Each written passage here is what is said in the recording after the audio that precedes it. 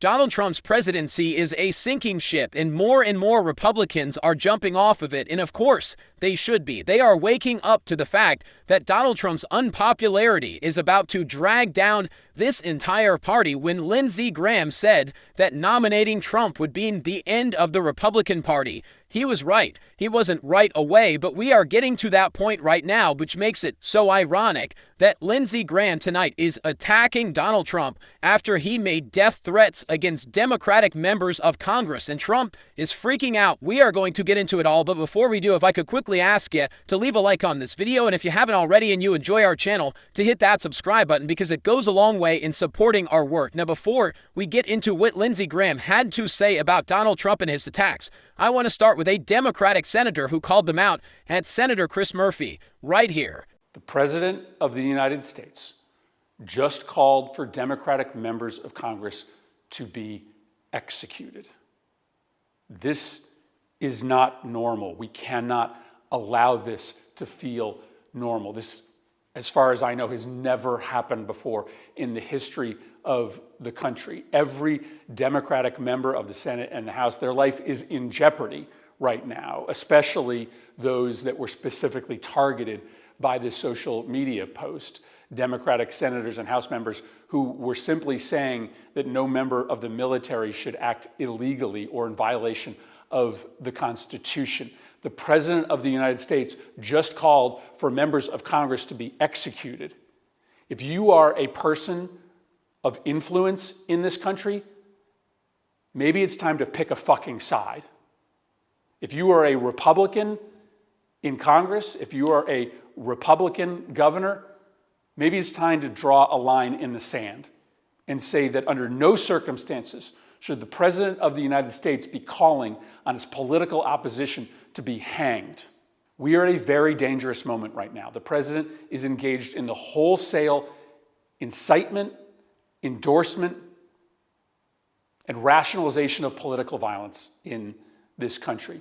This is a very slippery slope that we are on. This is a moment for people to step up, for Republicans to step up, for business leaders to step up. Anybody who has a voice or a soapbox in this country needs to draw a line in the sand and say that it is not acceptable for the President of the United States to call on the murder of his political opposition. Today, I really couldn't stop thinking about all of the lecturing that we have had to put up with from the right, from Republicans, from MAGA, about Charlie Kirk.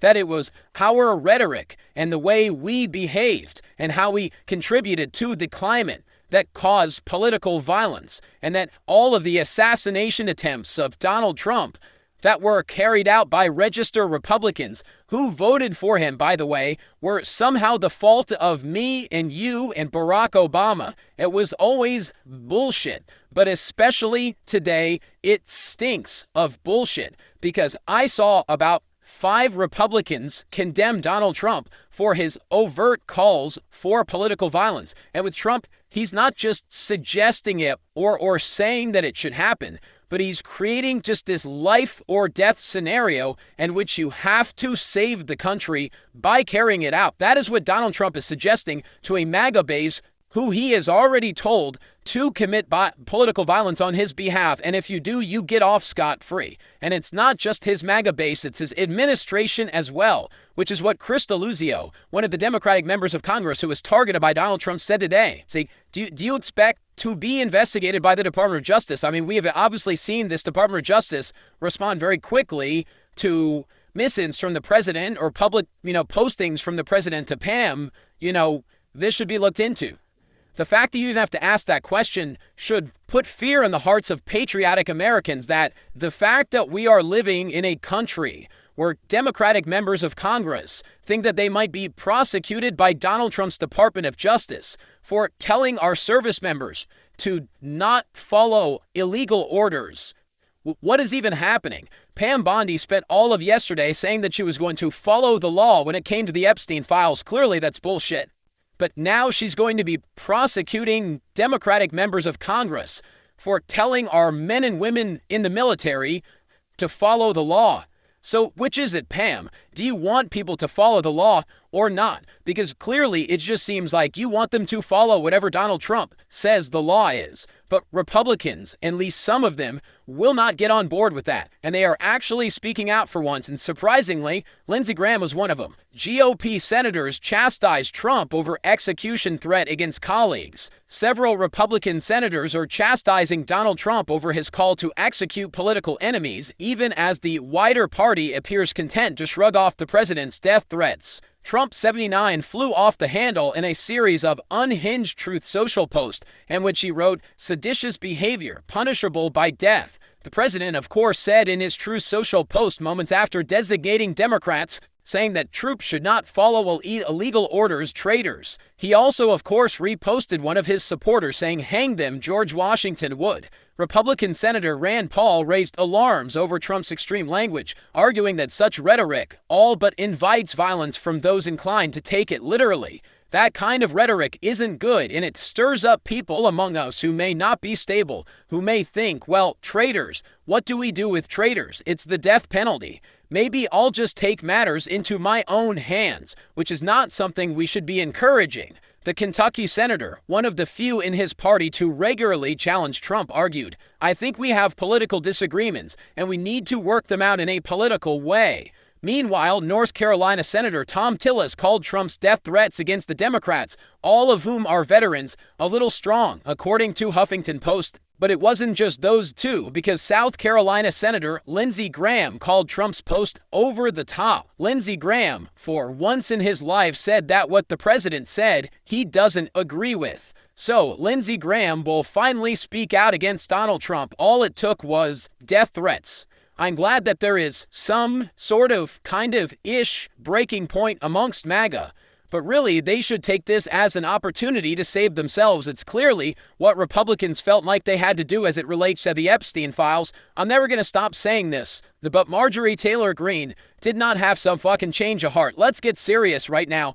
Do you know where Marjorie Taylor Greene's statement was? Actually, I'll read it to you. This was Marjorie Taylor Greene's statement today following Donald Trump calling for Democrats to be executed. Remember, Marjorie Taylor Greene said we shouldn't participate in political violence anymore. We get to tone down the rhetoric. So this was her statement. I'm going to read it to you live after Donald Trump made those posts.